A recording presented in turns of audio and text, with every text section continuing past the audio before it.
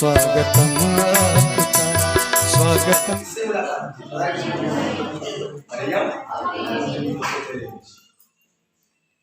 इसका मतलब सबसे पहले महिलाओं से मिली, महिला से मिली।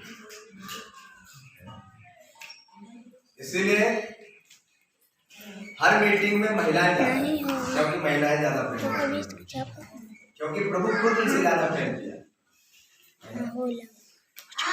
इसलिए हमें उस परमेश्वर में मजबूत होना। प्रभु उन सारी विधियों को तोड़ दिए जो संसार में चलती हैं, सारी जो भी बाधाएं थी, सारी बाधाओं को तोड़ दिया। सामरी स्त्री जो थी वो ऐसी स्त्री थी कि लोग उससे बात नहीं करते थे, लोग उसे घृणा की दृष्टि से देखते थे। वो एक वेश्यावृत्ति करने वाली स्त्री थी, इसलिए वो पानी के लिए कब गई थी पता है? दोपहर के समय में। दोपहर मतलब जिस टाइम पे गांव के लोग कब पानी भरते हैं? सुबह। और आप जानते हैं कि पहले पानी के लिए दूर जाना पड़ता था। एक ही कुआं होता था, एक दो कुआं गाँव में होते थे, है ना? सबके पास कुएं नहीं होते थे, एक दो कुआं होता था, वहीं सब लोग जाते थे और दूर से पानी लाना पड़ता था, इसलिए सुबह सुबह पानी भर लिया करते थे।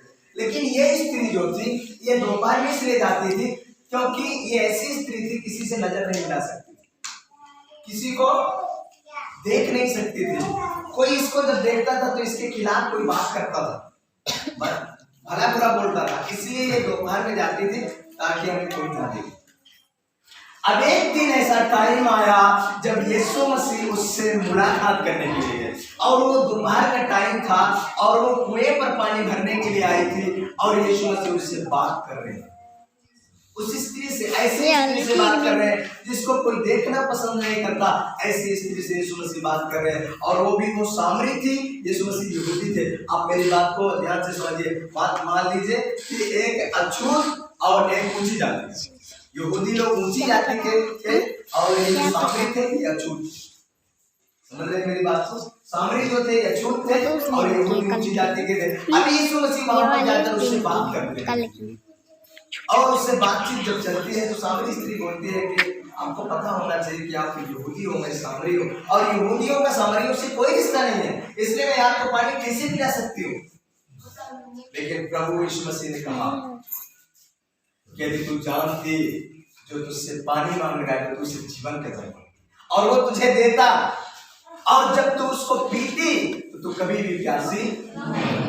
Hallelujah, hallelujah. हम बताना ये चाहते हैं कि जिन लोगों को सारी दुनिया के लोगों ने तुच्छ जाना, जिन लोगों को सारे संसार के लोग देखा, घृणा की दृष्टि से देखा, उन्हीं लोगों को प्रभु यीशु मसीह ने प्रेम किया। ताली बजाकर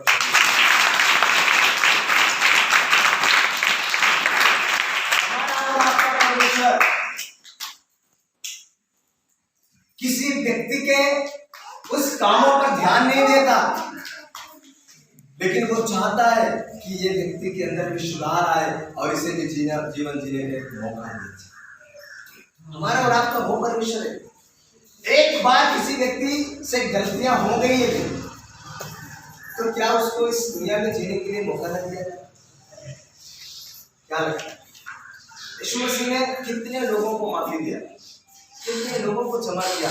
और सामरी स्त्री यीशु मसीह से जब मुलाकात की और उसने बताया कि उसने सब कुछ बता दिया। प्रभु यीशु मसीह ने जब कहा जा अपने पति को बुला के ला, उसने कहा कि मैं बिना पति के हूँ, तो प्रभु यीशु मसीह ने कहा मैं जानता हूँ तू 5 पति कर चुकी है और अभी जिसके साथ रहती है वो भी तेरा पति।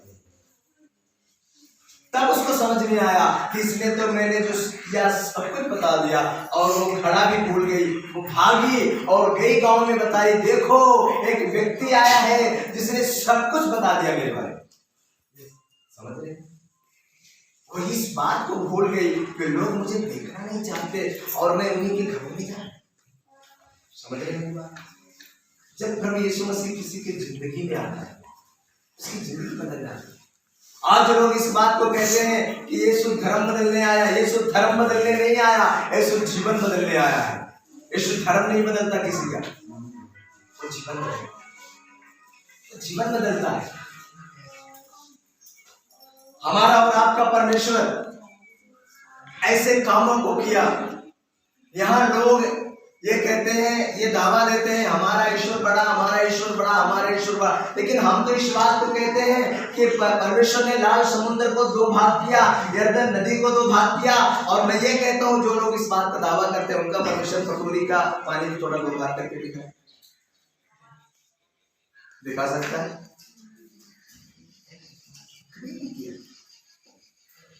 सबसे पहली बार बपतिस्मा लेने वाले 3 पंडित थे। मैं उस जगह को देख के आया, केरला त्रिशूर में वो जगह है जहाँ थोमा, जिस जगह में थोमा उतरे थे, जब आए थोमा वहां उतरे। उस जगह को देखा, उनका पहनने वाले कुछ कपड़े को देखा, उनके हाथ में बहुत सारी चीजों को देखा, क्योंकि सेंट थॉमस यहाँ आए थे हमारे देश में, भारत में। और जिस जगह वो नहाते थे उस टाइम पे वो समुद्र का किनारा था, लेकिन अब तो समुद्र बहुत दूर चला गया। और वहां पर उनके हाथ में बनाया हुआ चर्च देखा जो थोमा ने बनाया था। आज भी उसमें वही कपड़ा लगा हुआ है जो कपड़ा उन्होंने लगाया, बहुत पुराना, बड़े बड़े कपड़े हैं। थोमा उस जगह नहा रहे थे, उस झील में, उस तालाब में, और वहां पर पंडित लोग भी नहा रहे थे, सब लोग उधर जाते थे नहाने। तो पंडित लोग क्या किए करके, और ऐसे आज भी करते हैं। कुछ लोग लोटा लेके करेंगे, नदी तालाब में नहाएंगे तो चुप से रहेंगे, है ना, ऐसे करते थे। तो सेंट थॉमस इस बात को देख रहे थे, तो सेंट थॉमस ने कहा ये आप लोग क्या करते हैं? तो बोले हम अपने ईश्वर की आराधना करते हैं। तो बोले ऐसे पानी डाल के आराधना की जाती है? तो ये तो नीचे गिर रहा है, आप ऊपर, आपका ईश्वर किधर है? नीचे ऊपर है? बोले ऊपर रहता है। बोले आप एक काम करो, ये पानी को ऊपर दे दो, ऊपर उसको लेना चाहिए पानी। तो बोले ऐसा थोड़ी होता है। बोले ऐसा होता है, हमारे ईश्वर को लेता है। तो बोले ठीक है, तुम्हारा ईश्वर सच्चा है तो करके दिखा। तो थॉमस ने पानी चुल्लू में लिया, उठाया और उसको ऊपर की ओर कहा कि परमेश्वर ये आपके लिए। ऐसे किया, ये बूंद भी पानी नीचे नहीं गिरा, ऊपर चला गया। Hallelujah, hallelujah. एक बूंद भी पानी नीचे नहीं आया। तब उन तीनों पंडित ने कहा ये परमेश्वर से है। सबसे पहली बार बपतिस्मा लेने वाले पंडित, उन तीनों लोगों की मूर्ति देख के हम लोग आए, थॉमस उनको बपतिस्मा दे रहे थे। तो वहाँ के जानकार लोग थे, उन लोगों से हम लोगों ने बातचीत किया, वो लोग बताए ये ऐसी जगह है। हमारा और आपको परमेश्वर वो परमेश्वर है, लेकिन हम जानते नहीं है, जानते नहीं कि उसमें कितना पावर है, कितना ताकत है, क्योंकि हम जानने की कोशिश ही नहीं की, क्योंकि इसमें सारा कुछ भरा पड़ा हुआ है जो काम परमेश्वर करता है, और हम नहीं करते वो सारी चीजें। Hallelujah, hallelujah. हम सब जानते हैं कि यीशु मसीह आज के दिन क्या हुए थे? जीवित हुए थे, है ना। उस विषय में ज्यादा बताने की जरूरत नहीं है। एक मोस्ट विषय आज हम बात करेंगे, मोस्ट विषय पे, क्या हम वास्तव में परमेश्वर के अधीनता में अपने जीवन को जीते हैं? यदि हम परमेश्वर के अधीनता में अपने जीवन को नहीं जिएंगे तो यीशु मसीह का जी उठना हमारे लिए बेकार, हमें कुछ नहीं मिलेगा। तो आज हम ये मोस्ट बात सीख करके और हम अंत करेंगे, इसके बाद सब लोग मिलकर अच्छा सा खाना है ना। तो हमें इस बात को समझने की आवश्यकता है। पढ़िएगा एक वचन, याकूब की पत्री, उसका 4 अध्याय, उसका 7 पद।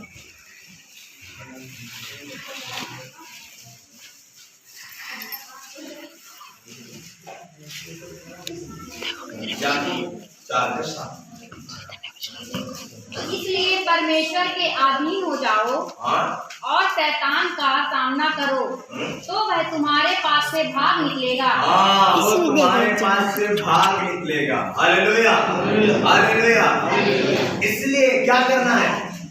यीशु मसीह हमारे और आपके लिए जी उठा, इसलिए हम उसके अधीन हो जाएं और शैतान का क्या करें? सामना करें, तब वो क्या होगा?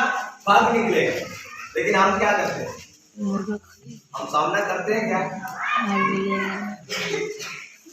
ये फूल की बारिश होने दो, चिंता मत कीजिए, इसको जल्दी बंद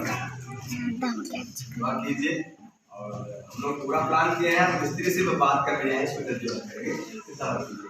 ज्यादा दिन फूल की बारिश नहीं होगी, बंद हो रहा है। थोड़ा स्ट्रगल है, यदि परमेश्वर इतना कुछ किया तो इसको भी बहुत जल्द करने वाले हैं। Okay, hallelujah. तो हम बात कहाँ कर रहे हैं कि प्रभु यीशु मसीह हमारे लिए जी उठा, अब हम उसके अधीन हो जाएं और शैतान का सामना करें तो क्या होगा हमारे सामने से। लेकिन हम क्या सोचते हैं भैया, भागा भागने का नहीं भागा। काफी लोगों का यही सिद्धांत है, अरे ये भागा तो भागा नहीं, हम ही भागते हैं। बस ये लोग क्या करते हैं, बहुत परेशान हो गए, जाता है नहीं, कहते हैं कि नहीं कहते, भैया बहुत परेशान हो गए, नहीं जाते नहीं। इसका मतलब ये है कि आप परमेश्वर के अधीन नहीं, यही इसका मतलब है कि आप परमेश्वर के अधीन नहीं हो। आज इंसान जो है तो बाकी सबके अधीन रह सकता है, वो अपने जॉब में जहां वो नौकरी करता है अपने मालिक के अधीन रहे, पत्नी पति के अधीन रह सकती है, कभी कभी पति लोग पत्नी के अधीन रहते हैं, अच्छी बात कोई दिक्कत नहीं है ना। बच्चे माँ बाप के अधीन रह सकते हैं, बहुत सास के अधीन रह सकती है, लेकिन कोई भी व्यक्ति परमेश्वर के अधीन, बाकी सबके अधीन आप रह सकते हैं पर परमेश्वर के अधीन नहीं रह सकते। हम देखते हैं जो सिपाही होते हैं, सिपाही किसके अधीन रहते हैं, मालिक के अधीन रहते हैं। आपने देखा ना वहां पर जो सूबेदार था उसने क्या कहा, मैं भी एक पराधीन मनुष्य हूँ, सिपाही मेरे अधीन है। जब मैं सिपाही को कहता हूँ तू इधर आ तो वो आता है, जब कहता हूँ तू चला जा तो वो चला जाता है, और मैं भी अपने मालिक के अधीन रहता हूँ। हर कोई हर किसी के अधीन रह सकता है, लेकिन परमेश्वर के अधीन आज इंसान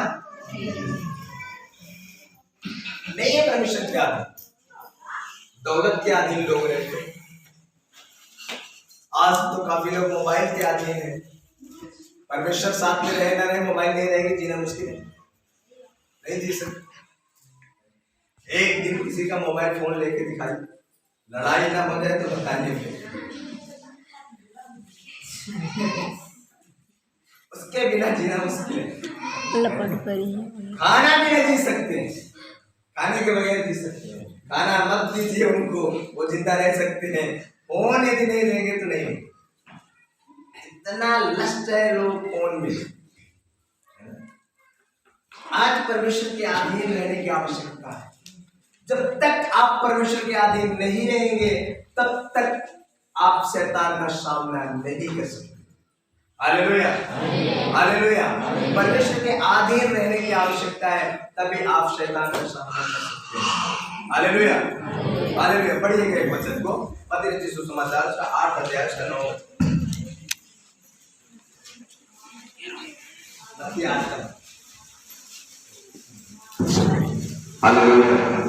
क्योंकि मैं भी पराधीन मनुष्य हूँ, क्योंकि मैं भी पराधीन मनुष्य हूँ और सिपाही मेरे अधीन है। और सिपाही मेरे अधीन है। जब मैं एक से कहता तो वह जाता है, वो जाता है, और दूसरे से आ हाँ, तो वह आता है, वो आता है, और जब अपने दास से कहता हूँ हाँ, यह कर तो वह करता है। वह करता है। यह सुनकर यीशु को अचंभा हुआ। बस बस बस। ये सिपाही क्या कह रहा है, मैं भी एक पराधीन मनुष्य हूँ और सिपाही मेरे अधीन है, और जब मैं एक से कहता हूँ तू चला जाए तो वो चला जाता है, और जब दूसरे से कहता हूँ कि तू आ तो वो आता है। तो हमें ये समझने की आवश्यकता है ये क्यों इस व्यक्ति के बोलने पर ये ऐसा सब कुछ होता है। जब वो भेजता है तो वो जाते हैं, और जब वो क्या करता है, जब वो कहता है कि तू आ तो वो आते हैं। इसका रीजन क्या है पता है? क्योंकि ये व्यक्ति अपने स्वामी के अधीन है। हालेलुया। ये पावर किसने दिया उसे बताइए, आप मुझे बताइए। कंपनी का मालिक कोई और होता है लेकिन मैनेजर कोई और होता है। कंपनी मैनेजर की नहीं होती, क्या होती है? कंपनी सेठ की होती है, लेकिन पूरे कंपनी पर हाथ किसका रहता है? मैनेजर का।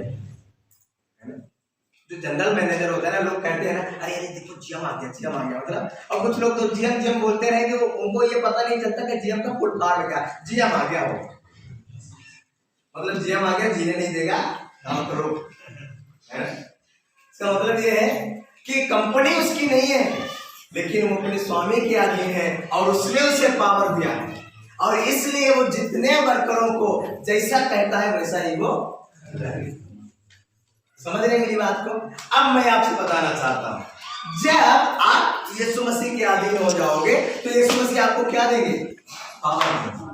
वो आपको अधिकार देंगे, और वो अधिकार जो आपको यीशु मसीह देंगे, वो अधिकार जब आप शत्रुओं पर चलाएंगे, क्योंकि ये सारी कायनात मसीह के अधीन है। प्रभु यीशु मसीह ने क्या कहा? मत्ती 28 में पढ़ते हैं ना, 18, 19, 20 पढ़ते हैं ना, स्वर्ग और पृथ्वी का सारा अधिकार मुझे दिया गया है। Hallelujah, hallelujah. तो स्वर्ग और पृथ्वी का सारा अधिकार किसको दिया गया है? यीशु मसीह को दिया गया है, और वो अधिकार प्रभु यीशु मसीह किसको दे रहे हैं? हमें और आपको दे रहे हैं। तो जब वो अधिकार हमारे पास आ जाता है, तब हम क्या कहते हैं? शैतान से कहते हैं निकल इधर से। हम क्या करते हैं? जब आप यीशु के अधीन रह करके और शैतान को हुक्म देंगे तो वो भागेगा, लेकिन आप यीशु के अधीन नहीं है तो क्या होगा पता है? एक बार एक व्यक्ति ने क्या किया? उसने कहा, जिस यीशु के नाम से पौलुस दुष्ट आत्माओं को निकालते हैं, मैं दुष्ट आत्मा तुम्हें उस यीशु के नाम से कहता हूं, तुम निकल जा। तो दुष्ट आत्मा ने क्या कहा? किसी को याद है क्या कहा? क्या कहा? हाँ, बिसरा ला क्या कहा? किसी को बता? हाँ, उस दुष्ट आत्मा ने कहा, मैं यीशु को जानती हूँ और पौलुस को भी पहचानती हूँ, पर तू कौन है? तू तो यीशु भी नहीं है, पौलुस भी नहीं है, इन दोनों को मैं जानती हूँ, पर तू कौन है? सॉरी। और बाइबल इस बात का गवाह है कि वो व्यक्ति भागा, और दुष्ट आत्मा जिसको लगा था ना, वो व्यक्ति पकड़ के उसको नंगा कर दिया, कपड़े फाड़ दिए उसके। बहुत सारे मास्टरों की ऐसी दशा हुई है। पानी कौन ले गया?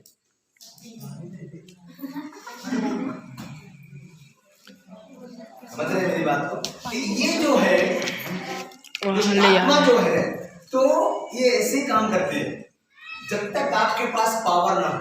इसीलिए यीशु मसीह ने क्या कहा अपने चेलों से?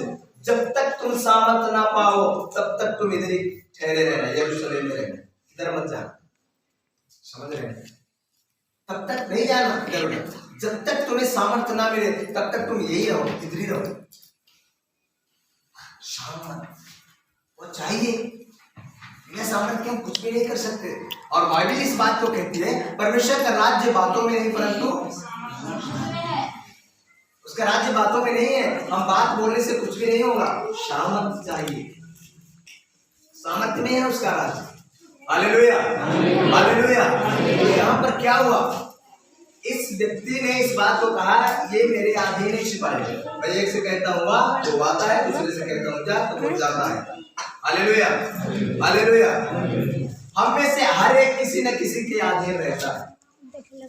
हम जितने भी लोग हैं, हम में से हर कोई किसी न किसी के अधीन है, चाहे हम अपने मालिक के अधीन हो, चाहे माँ बाप के अधीन हो, चाहे पति के अधीन हो, किसी न किसी के हम अधीन हैं। नहीं तो कभी कभी हम क्या करते हैं? कभी कभी हम अपने दोस्त के अधीन रहते हैं, हमारा दोस्त है, तो कभी कभी किसी बड़े आदमी के अधीन रहते हैं, अरे वो बड़ा आदमी है। मतलब अधीनता, हर इंसान किसी न किसी के अधीन रहता है, लेकिन एक के अधीन नहीं रहता है, वो है परमेश्वर। उसके अधीन नहीं रहता, बाकी सबके अधीन रह लेगा, पर परमेश्वर के अधीन नहीं रहता, और वही समस्या। पढ़िएगा, एक वचन को पढ़िएगा, उसका यूहन्ना 15:15।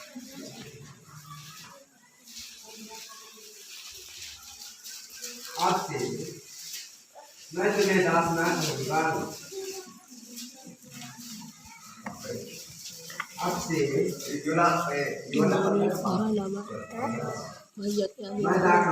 मैं दाख लता हूँ तुम डालियाँ और तुम डालियाँ हो, जो मुझसे बना जो मुझमें बना रहता है और मैं उस पे मैं बहुत फल वो बहुत फल फलता है। जो तुम मुझसे अलग हो, कुछ भी नहीं कर सकते।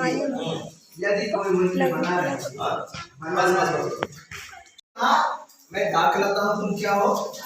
डालियाँ हो, और तुम मुझसे अलग होकर कुछ भी नहीं कर सकते। मानव बुला लाओ। काफी लोग मानव आकर के बोलते हैं, कुछ बहनें कभी कभी आती हैं भैया के और बोलेगी भैया बहुत परेशान हूं। तो क्या हुआ, ये परेशानी जाती ही नहीं है। तो आप लोग प्रार्थना किया, बहुत प्रार्थना करती हो तभी नहीं जाती। क्या करती हो, बहुत प्रार्थना करती हो तभी क्यों नहीं जाती? इसका कारण ये है, क्या आप परमेश्वर के अधीन हो? आगे वाले और यदि आप परमेश्वर के अधीन नहीं हो तो ये दुष्टात्मा, ये बीमारी, ये समस्या तुम्हारे अधीन कैसे? उनके आगे वाले अधिकारी नहीं मिला। अरे जो तुम्हें अधिकार देने वाला है, जिसके अधिकार के द्वारा आप इनको के आगे वाला जो है तो आदेश कर सकते हो, आज्ञा दे सकते हो, वो अधिकारी आपके पास नहीं है। तो बताइए, आप मुझे बताइए, एक सिपाही, एक हवलदार रोड में जब खड़ा होता है ना, और एक इतनी बड़ी गाड़ी आती है, इतनी बड़ी लारी आ रही होगी और वो हाथ देगा, तो वो गाड़ी वाला क्या करता है? वो ये कहता है इतनी बड़ी गाड़ी को इतना सस्ता दाम दे रहा है, ऐसा बोलता है क्या? तुरंत ब्रेक को ऐसे लगाएगा, गाड़ी रुक जाएगी। समझ रहे हैं? क्यों? क्योंकि उसके पास वर्दी है, उसके पास अधिकार है, उसके बॉस ने उसे वर्दी दिया है और ये अधिकार है उसके पास कि कितनी भी बड़ी गाड़ी क्यों ना हो, उसे हाथ देगा, वो रुक जाएगा। अब आप मुझे बताइए, आपके पास क्या अधिकार है? क्या आप दुष्ट आत्माओं को डांटे? है अधिकार आपके पास? है क्या अधिकार? कितने लोग कहते हैं कि अधिकार है हमारे पास? एक जन, दो जन, तीन जन। उस बच्ची बोल रही मेरे पास अधिकार है, सबसे पीछे वाली, बाकी बड़े लोगों के पास अधिकार नहीं। मैं आपको बताना चाहता हूँ, आपके पास अधिकार है लेकिन आप जानते नहीं। वही कहानी है मंत्री और थानेदार। बार बार मुझे वही बात याद आ रही है। मंत्री होते हुए भी उसने कहा मंत्री है तो क्या ये तो थानेदार है। मतलब उसको ये पता नहीं था कि मंत्री का पावर क्या है, थानेदार का पावर क्या है, ये पता नहीं था। आप मंत्री होते हुए भी थानेदार से डरते हो। एक जगह में प्रीत के दौरान इस बात को कहा तो कुछ लोगों ने कहा थानेदार से लोग इसलिए डरते हैं क्योंकि उसके हाथ में डंडा होता है। आपके पास इतना बड़ा पावर परमेश्वर ने दिया है, तब भी आपके अंदर डर है और आप जानते ही नहीं है ना उस पावर को। आपने कभी बीमारियों को झिड़का ही नहीं, कभी बीमारियों को मुआवजा ही नहीं दिया। आप दो वो जाएगी, आपने सीखा ही नहीं है ना। एक दो बार मैं एक व्यक्ति को जानता हूँ जिसने अपनी जिंदगी में 68 मुर्दों को जिंदा किया। एक दो मुर्दा नहीं, 68 मुर्दा, 68 मुर्दों को जिंदा किया हुआ। तो क्या ऐसे ही वो जिंदा करने लगा? उसकी गवाही मैं आपको बताना चाहता हूँ। उसकी पत्नी और वो दोनों, तो वो व्यक्ति ऐसा व्यक्ति था, जहां भी जाता था यदि किसी मुर्दे को देखा तुरंत अपनी पत्नी का हाथ पकड़ता था, लेके जाता था, उसको ये प्रार्थना करेंगे।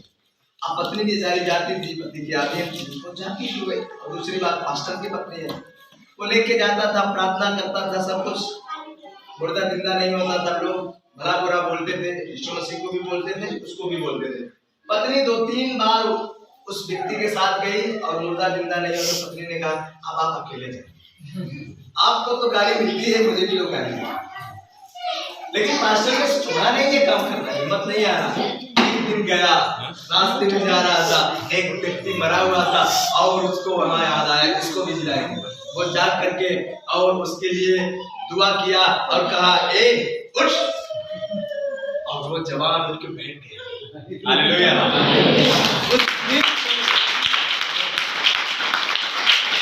उस दिन से वो यही काम शुरू किया। उस दिन से लेकर के 68 मुर्दों को जिंदा किया।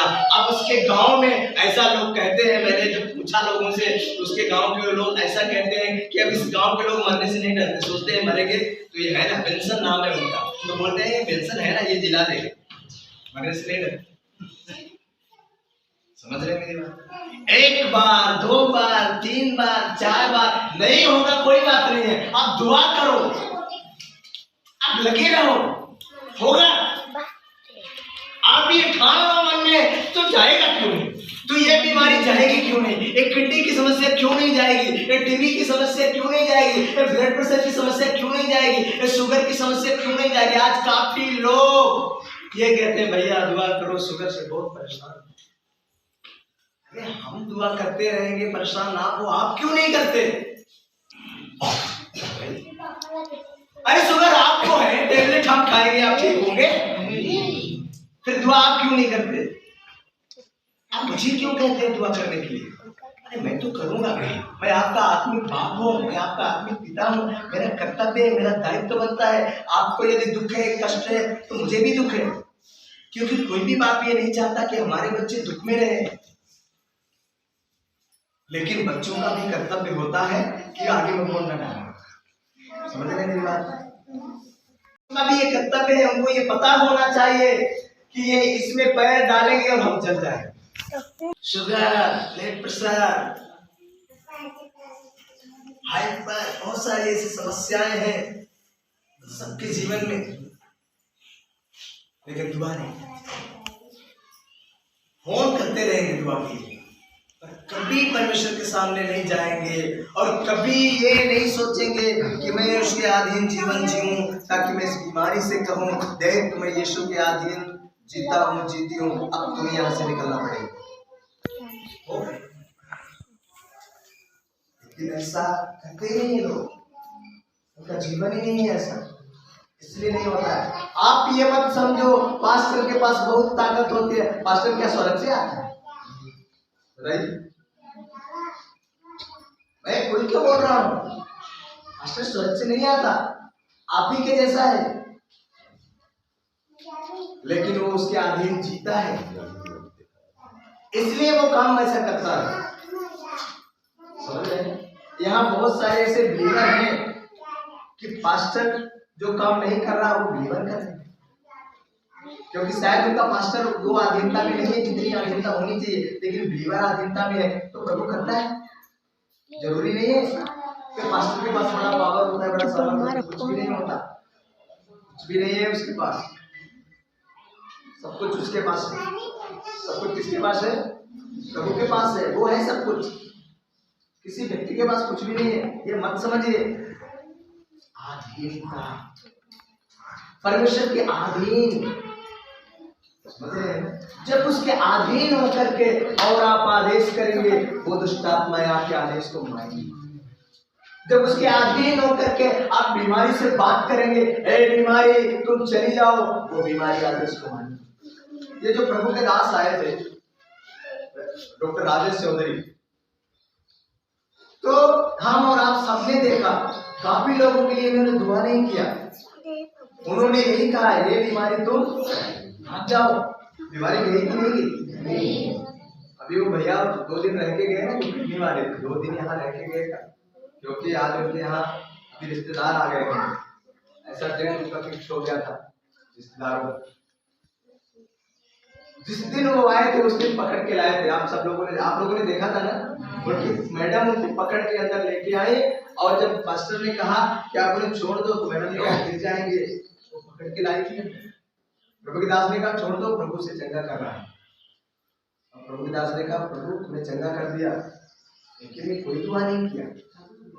बीमारी ने माना कि नहीं माना? उनकी मान सकता है, आपकी क्यों नहीं मानेगा? आप जब बीमारी से कहेंगे